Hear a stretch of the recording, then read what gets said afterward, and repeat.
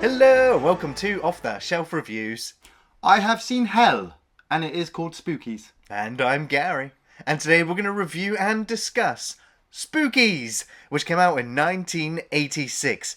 Written by Anne Bergen, Thomas Doran, and Frank M. Farrell, and directed by Genie Joseph, Thomas Doran, and Brendan Faulkner. Iain, why don't you give us the synopsis? I'll try, but I don't even think this movie has one.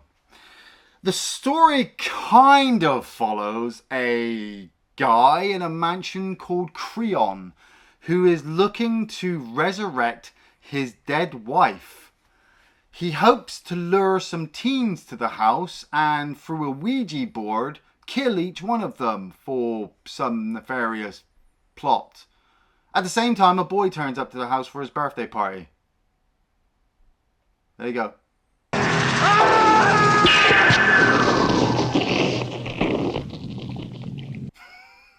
Well, yeah, pretty much. I didn't want to spoil it for everybody. I mean, we got some good shit to go through. Well, I think anybody who knows the film Spookies at this point in time also knows that this was like two different films. Oh, totally. Originally, the film was titled Twisted Souls, and the film had completed photography. Everything was filmed. They were in the editing process when they had a legal and financial dispute with the financiers of the movie. Yeah. So the one that literally paid for the movie looked at it and went, "This is awful. Yep. This is terrible. We're not releasing this." Nope. So, director, you're fired. Writing team, you're fired. Can we get the cast back? No, none of them are coming back. Okay then, what do we do? Let's film another half of the movie and try to fit it into what already exists to make one film. And when you watch the film, it is night and day. It is clear which shots have been added into the film because they will look cheap. They don't add anything really to it. It just drags the pacing out. The editing is so way off, you have to rewind and go, really? That doesn't even coherently work. So the film released, and I think it did well enough, mainly from the front cover. Mainly from the artwork. Yeah. And there was a very famous artist who did the work. It was Richard Corbin, who's a pretty well-known underground comic book artist. He designed the poster and the box art, but he did like Meatloaf's Back Out of Hell cover. Oh, nice. He did Brian De Palma's Phantom of the Paradise. He worked on Heavy Metal, the Den series. Oh, man. So literally, yeah. The thing that lured people in to watch this movie was false advertising. It was the cover, yeah. Because somebody went, "That looks amazing," and then they watched it and go, "This means nothing." Back in the 80s, I don't know, I wouldn't have been maybe as hard on it then as I am now. Well, true, but in fairness, after we've watched such classics as The Deadly Spawn and The Uninvited, they make Spookies look fucking terrible. You know, and I've seen terrible. I know I say this a lot. It's kind of like PTSD now. Like I like Gulf War syndrome or something. But you know, I watch a film and then I'm like, "Oh my god, that was terrible." And then I say on camera it was terrible, and then I watch something else and it makes me think of these other films. Honestly, I wanted to watch Covenant while I was watching this shit. It was so fucking bad.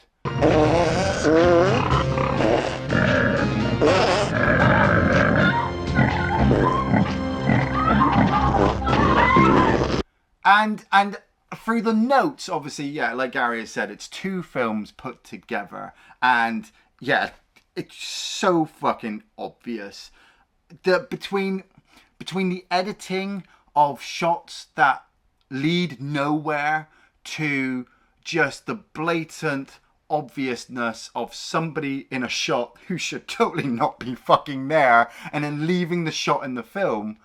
It was a rush job. It was such a rush job that even low budget movies like Ankle Biters made this film look fucking. Ankle Biters look like Gone with the Wind next to fucking Spookies. I'll go on a limb, but the film starts with like a grave breathing.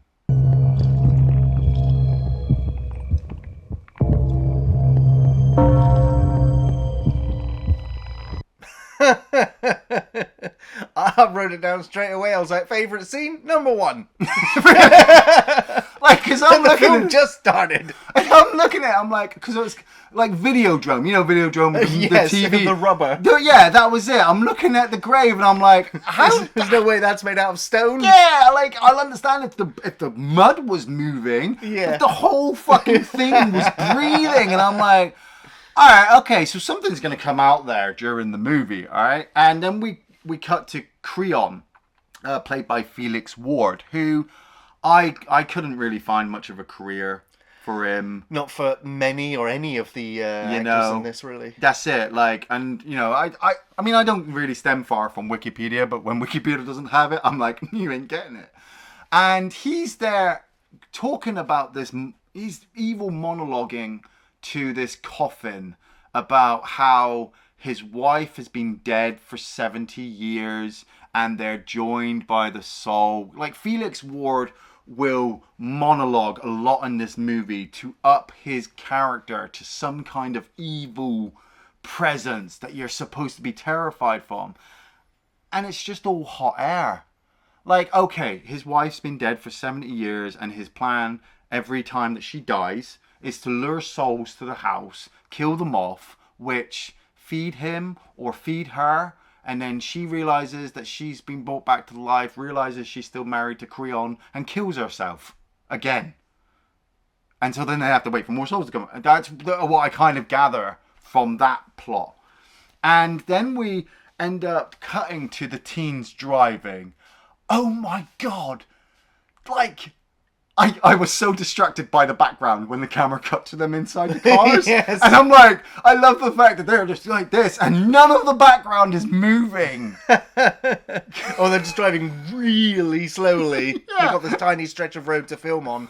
It was, to me, it was just like the ensemble. I was just like, who is the old guy driving the second car? Peter, I'm like, you look so old and out of place. You're like, he's like the boyfriend of Megan, who's one of the Yes, I girls. know. I thought he was like the dad who picked them up from the party or whatever. Man, him and Duke, the guy in the black leather, they are pissed at each other throughout this whole entire movie. Right, and right. you're like, wow, that's really good acting. Well, they end up with, what, a branch getting thrown onto the road, so of course that causes a ruckus. Well, this is after we've had the werewolf hook man thing introduce The himself. Werecat man, yeah. Yeah, and Now, well, yes, because we start with this kid who ends up wandering into the house, and he's like, "Oh, it's a birthday party for me." The birthday cake's there, the candles just light themselves. Yeah. And he's like, "Oh," and he opens up the birthday present, and we see the severed head. yeah, of Which, Creon. yeah. And so he panics and he runs out and then gets chased by Werecat thing after he had already spoken to weird... The weird drifter guy who got killed so badly off screen, I almost just turned the movie off then. Right.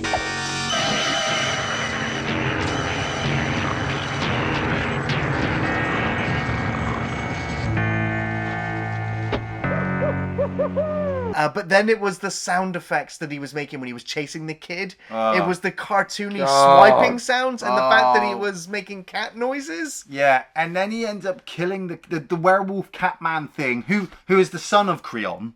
He ends up catching up with Billy and killing him. But before Billy got killed, he got chased by a Jawa. Right. Because there's another little boy dressed up like a werewolf cat thing with like this brown cultist. It's so badly edited, this whole fucking section, that Billy fucking dies. That's it. That's all you need to know. Well, he doesn't really die. He gets his face scratched a little bit, then he falls into a hole and then gets buried alive. And he doesn't even resist being buried, or he just kind of flails his arms and then goes, oh, I'm dead now. Yeah. And then werewolf catman thing takes the branch that we watch him drag and he throws it into the road, which was so shit. I could have driven over that fucking branch. But the teens are like, no, we want to move the branch and we're looking for a party. Duke is wanting to go to a party because they've just been kicked out of a party for Duke's fighting, but he still wants the party. And so they're being lured to the house because Creon's planned all this for 70 years to lure people there. And they get there to the house. And they look at the graves all around, which are so badly placed, you can just... They're like, oh, Who built this house in the middle of a graveyard? Or was the graveyard put around the house? Fucking Richard with the puppet! There's a guy with a puppet, and he talks with the puppet, and oh my God. And everybody hopes he dies first. It's so weird that the lights work. Maybe somebody does live here? Somebody does live here. Forever. And it keeps cutting back to Creon in the house. Yeah. And he just keeps making, he's there for like 15, 20 seconds and he just says, yes, my plan is coming together now. And then it cuts back to them and they're wandering around the house. They're taking in the scenery. They're wondering where anybody is. Well, they have that. I mean, it's friend here is jumping over some of the most amazing bits. Like they have their little dance in this one room, and yeah, like Peter looks so out of place because he's old. Right. And he's trying to get with Megan, and then you've got Linda with her boobs, because you've always got to have a girl in the 80s with her boobs almost falling out. And her and Duke again together. You get that bit where Richard like bumps into every single one of them. I was like, they're in this massive house. I know. And yet somehow he manages to bump into everyone. I was like, this is awfully staged. This awful. Is so badly staged. And Duke realizes there's a locked door. I don't know how long they've been in this room for until Duke realizes there's a door and it's locked. And then when he finally gets it open, it's just blackness. And I'm like, does that not worry anybody that past that door just seems to be like the void? And then this terribly placed model deaf body gets thrown at Duke. And there's a Ouija board in it. Or it's a really badly designed Ouija board. I didn't even know it was. Well, yeah, it's just because it's not the traditional looking one. No, it's got these extra features that Creon will use later on. And the planchette that they use is like this giant Evil Dead looking thing. And Carol, one of the teens, is like, she's like completely like starting to get possessed by it. You know, Creon, I don't know, is in control of the house or in control of the teens because he's able to talk and they're able to hear it or interpret it. He influences the Ouija board's like movements, doesn't he? Yeah. So yeah, and then I guess he possesses her. So she turns into Evil Dead and then she starts trying to kill everyone in the house. So I was like, okay, so clearly we're seeing the original film, which is teens go into the house, they play with a Ouija board, one of them gets possessed. Cheap Evil Dead movie.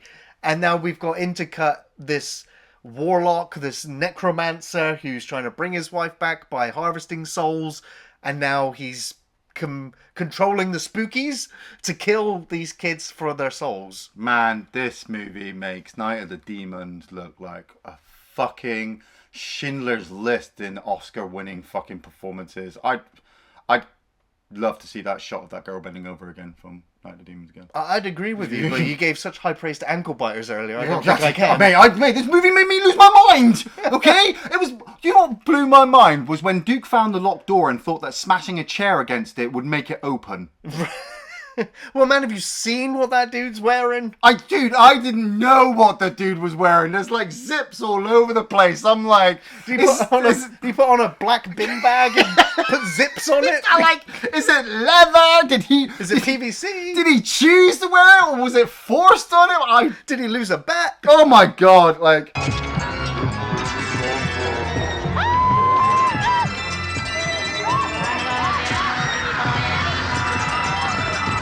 Here's my mind.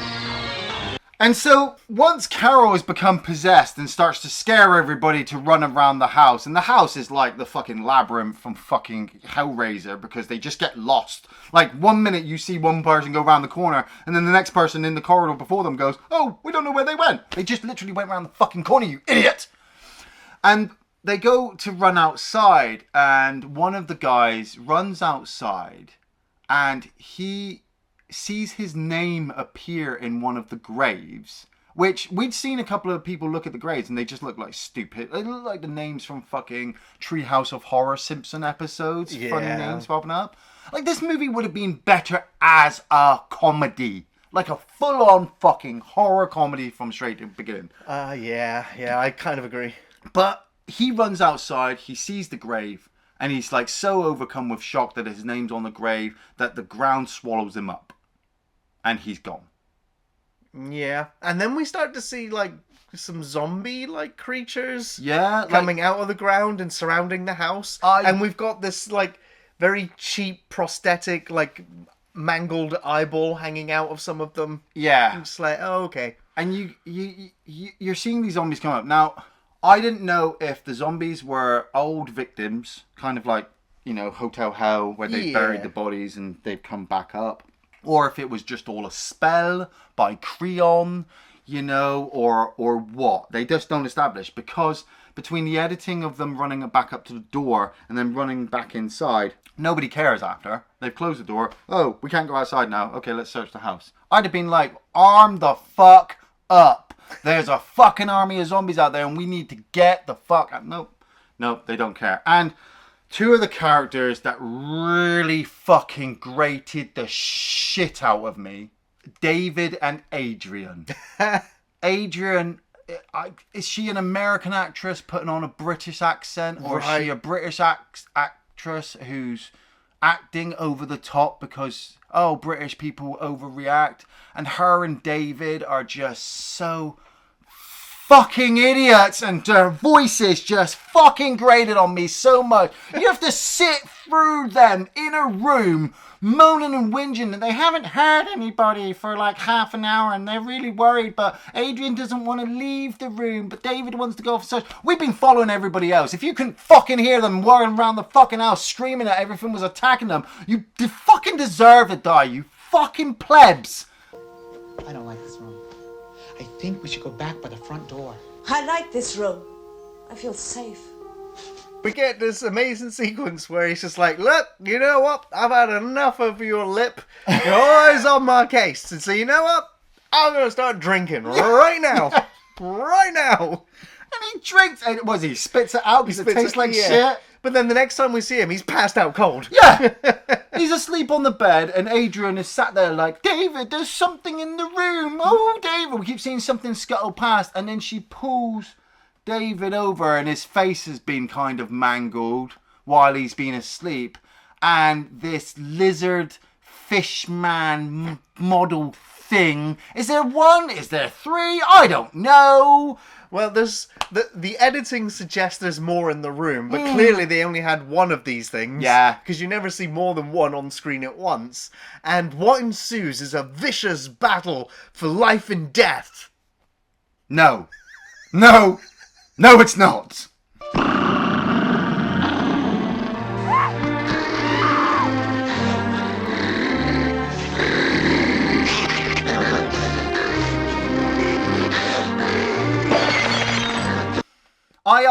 I wrote down David and Adrian die. And then when Adrian got out of the room, I had to scribble it out and say, no, she fucking survives. And then she wanders off screaming to people to help her. I did like, and this is really hard for me to say because I watched Spookies, I did like the fact that David appears again. But it's not him. You can tell it's not him because of the way the corridor is lit up and the way as he moves, the lighting goes out. And obviously she's half dying, so it's probably just an imagery. And then he turns into this swamp moss thing. It's hard to describe, isn't it? Yeah. That wraps a tentacle around her throat and strangles her. It electrocutes her somewhat. Kind of. You see like this, effect. Yeah. But what was really cool is when she died, her face just kind of melted. Yes, it was like a nice stop motion effect. Yeah, that was really effective. I was like, that was great. That's it. Fucking that was it. Because Megan, Peter and Richard have decided to wander up the stairs to search for a way out, and Duke and Linda have decided that they're going to wander around and look for somewhere else. And I fucking hated it. I thought it was stupid. I fucking hated it because Duke and Linda go into a room and you can tell, you see the door open, there's like a leaning shelf unit against the wall. And then you see a shot of a door slam using the exact same background that we've just seen with the leaning shelf, and then it cuts to Linda going, oh my god, did you see that? The door shut. Oh! I'm like, no, because the door's right behind you, stupid bint. But Duke goes up and gets the door open, tumbles down some stairs, and ends up in the basement.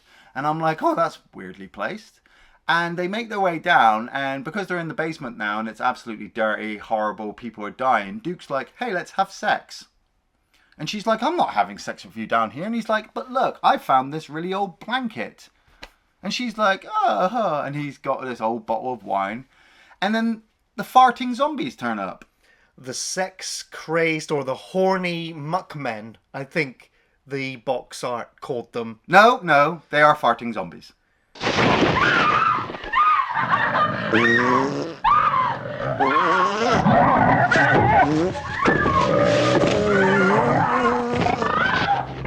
Because they're also horny. Because that's what summoned them. That's and yes, they're farting all the way through. Like, oh my god. Did they not have any other appropriate sound effects? But it doesn't. Yeah, it doesn't even sound like farting. It sounds like somebody blowing raspberries.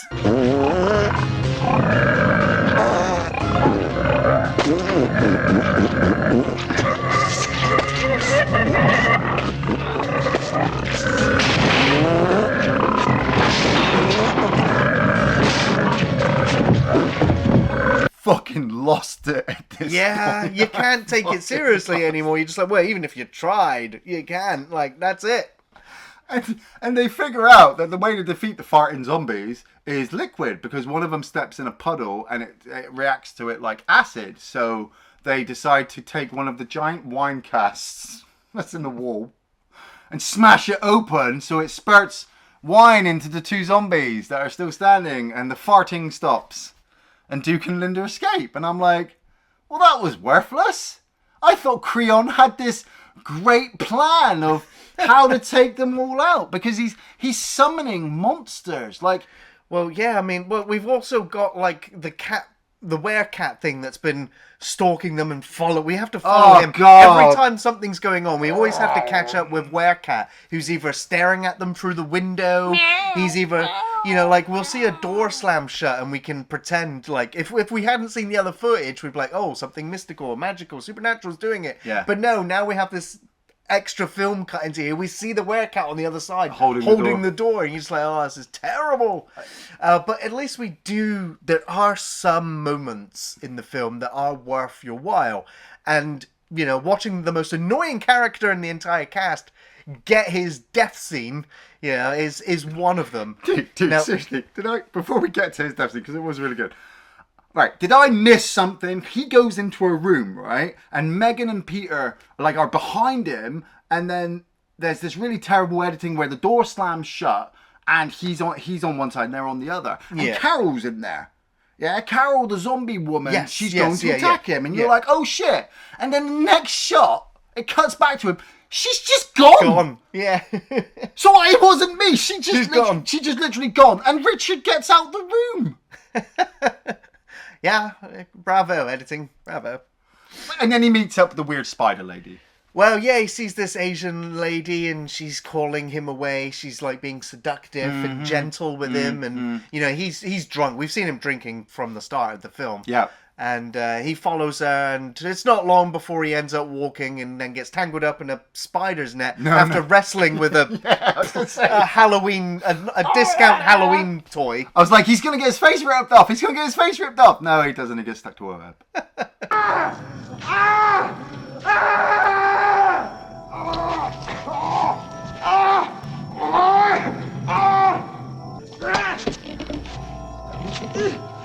And then this film's highlight for me, the transformation sequence of her into Spider Lady. Now, at first, when we see the head, you're just like, it's fucking bad. It's a little bit bad. But once we see the legs, emerging, and then the full face with the eyes, I was like, you know what?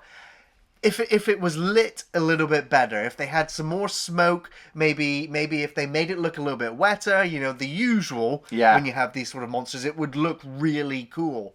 But as it is, it's a highlight because it's much better than the shit we've had up until this moment. Yeah. I mean, even his death is a bit crap. It's fun. It's cool. But, I mean, he completely just gets the liquid just kind of, and you see it. I mean, it's rubber face, but you can see how fake it looks. Yeah, and you're like, oh, he's dead. Sweet. That's what I've been waiting for the last fucking hour. Well, I do want to bring up, for me, the highlight of this film is all of the puppets, the miniatures, the special effects, and yeah, like 20% of it is good, the rest is awful. But there was some originality and there was some attempts in there, and there was enough in there to make me go, you know what, they really tried with this. And I looked up, because I had to find out who did the special effects, and it's John Dodds. Right. And we only just talked about him from Deadly Spawn. And the work he had done there, and obviously, and so he did the spider work here, and some of the other Spookies as well. Now, it wasn't just him, he had a whole team he was working with, you know, he wasn't in charge, but, you know, I was just like to go, at least, you know, Deadly Spawn got him more work. Yes. Doing monster work. And I found that it was the filmmakers that couldn't utilize the monsters effectively in the film to deliver the goods. You know, the effects team delivered the goods, in my opinion. The filmmakers couldn't shoot it. The evidence is at the 54-minute mark, ladies and gentlemen, because I paused it and had to write it down. Creon's wife has come back to life. I don't know how. Please don't ask me. Well, I guess enough souls have been harvested that she's coming around. Oh, yeah. And she's come around and she's gone, "Oh, Creon, I'm alive. What have you done?" "Oh, well, we're joined. You can't leave me," and blah, blah, blah. And she's like, "Oh, blah, blah, blah, blah, blah, blah, blah." You know, she doesn't like him. She hates him. And she gets up out of the coffin and fucking runs off. She leaves him. And she's running around the basement.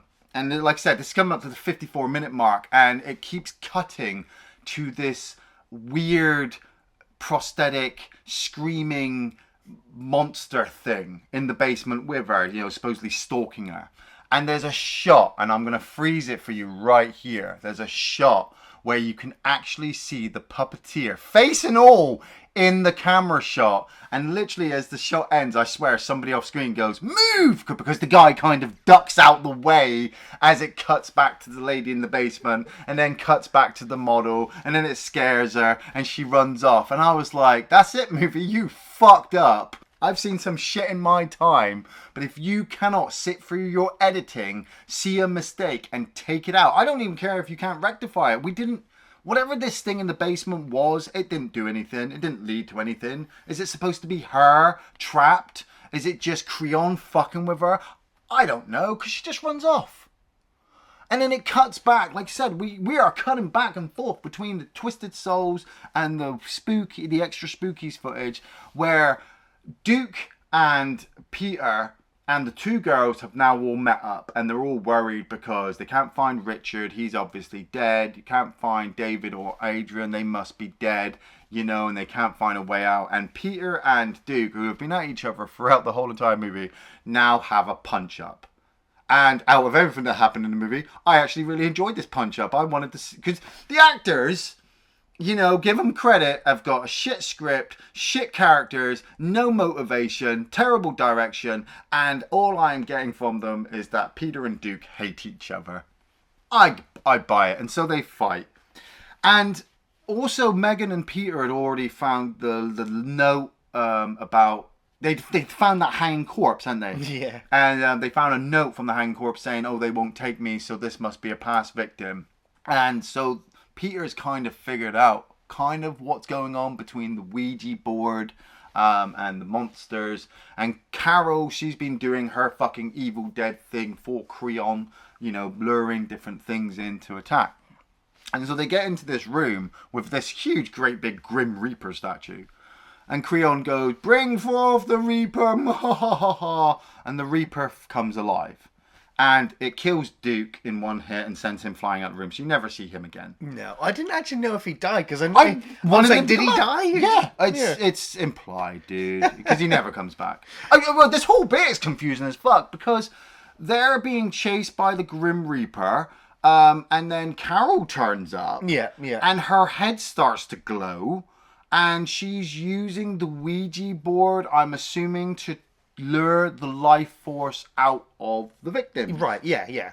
Right? But Peter had found some strong acid or some kind of substance which could really destroy the statue that we'd seen earlier in the film. And he gets the stuff and he throws it at the Ouija board and it destroys it. And you're like, well, did they escape?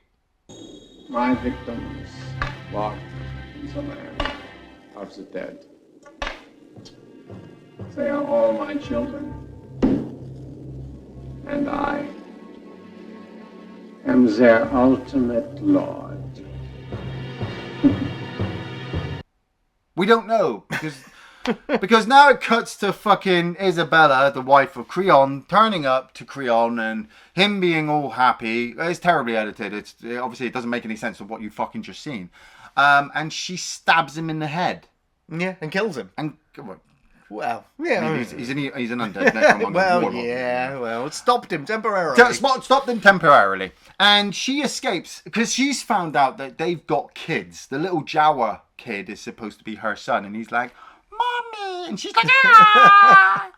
And she runs outside in her wedding dress, and the zombies come after her, and we have to sit through what feels like 10 to 15 minutes of her just being chased by zombies and grabbed and groped and just... But she still keeps getting away, even though you're like, "There's no way, you're dead. You're dead now. You're dead. You're gonna get eaten." Oh, she got there away. she is again, and all the zombies have gone. Yeah. Oh no, she's dead. No. I just want to go back to the other group though, because I just want to surmise by saying they're all dead. Oh, you no shit. Everyone died, but there was one thing that's worth bringing up. It is also a favourite scene. Yeah. Is that when they're fighting with the Grim Reaper, Yeah. when they're out upon the rooftop, and he ends up holding the scythe and battling with death, and then out of nowhere, Peter, like, I mean, he's pretty much, he's become like the hero of the movie at this point. He's just like, "Fuck you, Death!" Just easily throws him off the roof, and Death fucking explodes.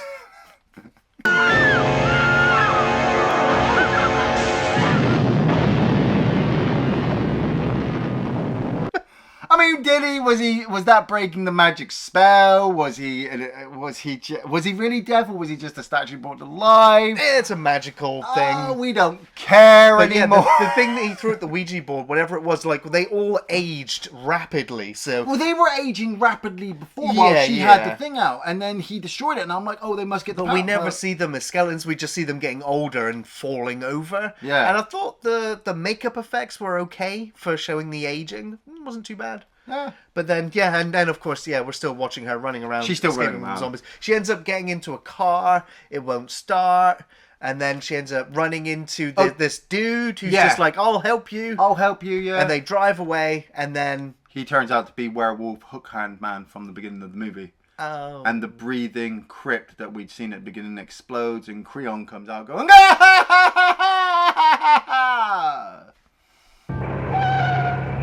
Don't you realize I've always loved you too?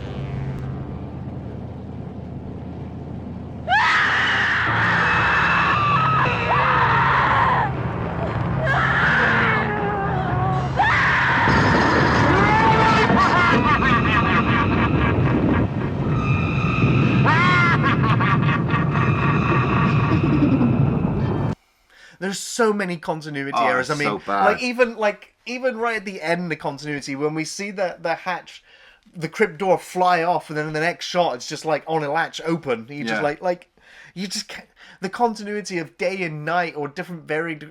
It was so many issues with this film. So many issues. So many. I honestly, I could have made lists of just everything that I just found wrong with this movie, and this review would be like 4 hours long of me just pointing out sequences. And I don't ever think anybody should ever watch this movie, because not only is it just a massive fucking waste of time, but it does nothing. At the end of watching this film, I wanted to do something else so badly. And nothing should ever make you feel like that. Like, nothing should ever leave you with a hollow feeling like what you've just done for an hour and a half. I could have stared at a wall for an hour and a half, and it would have been more entertaining than trying to figure out this movie. Because once it ended, you can't figure it out. I didn't try to figure it out. No, It wasn't what I was doing. We've taken some of the greatest movies ever made that people argue are shit and bad and all that. Films made by great directors who put time and effort and editing in. Film companies that have taken a script over 10 years, took it apart, ripped it up, and then put a film back together. And we sit there trying to coherently figure it out. With this, there's no way. There is absolutely no way you can put your own thoughts into it, but by the end of the movie, it literally means nothing. Nothing. So was that your favourite scenes and your recommendation? No, I've got some favourite scenes, okay? Oh, you do? I really liked Duke. I thought he was a good character. He was playing the dickhead boyfriend that you shouldn't really follow into an abandoned house in the middle of a graveyard. And he played it really well. Like, everybody hated him, you know? And he was in a lot of my favourite scenes. Like, him smashing a chair against the door. Like, I don't know why you would even do that. I mean, I can't remember. Does the door open outwards or inwards? But just watching him swing this chair and the chair smash, and him like, oh, I need something else now. Like, him in the basement with the farting zombies. I'll never get over that scene. Because every time I watch The Walking Dead now, all I'm going to hear is... It's stuck in my head.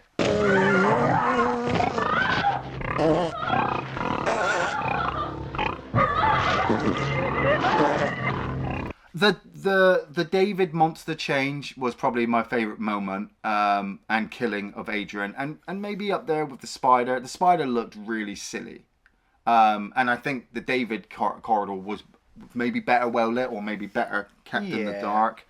The Death versus Peter on the rooftop, and you kind of knew Peter was going to be the hero after him and Duke had their fight, and he kind of got the upper hand. But throwing Death off the roof and Death exploding, yeah, that was kind of cool. That's it. Yeah. Gary, any favourite scenes? Yeah, well, like I said, the stone crypt slab at the beginning, just like being like jelly. Yeah, I was like, oh, you got to note that down. I loved all the spookies, even like the slug creature thing with the face that looked like it had been the tequila worm from Poltergeist. The fish worm, fish thing, yeah. The laughing hag in the basement or whatever. Oh God, I forgot. Yeah. Of course, the spider lady was great. Fuck the werewolf cat, man. That was terrible. That was awful. I hated that guy. Fuck that, and the Jawa. Fuck the Jawa too. Yeah. Fuck him. I love Death being thrown off the roof. I think my favorite scene in the film, though, the scene that made me go yeah, is when Peter shouts something about a door, and then he just fucking launches head first through it. Fuck yeah, that was fucking amazing. Like, what? Go, Peter! He just fucking Supermaned his way right through the door. Like, that was brilliant. Yeah, that was man, yeah. The door!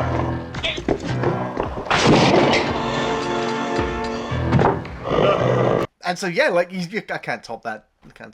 No. Well, Iain, do you recommend Spookies?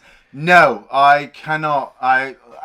It would be bad of me if I said yes. Like, I know a lot of people are probably going to say, well, I'm going to go out and check it out against Ian's recommendation. But I've seen bad movies over the years, and the bar gets slowly lower and lower and lower. I mean, Serbian film is still like way down fucking there, but the bar is coming down.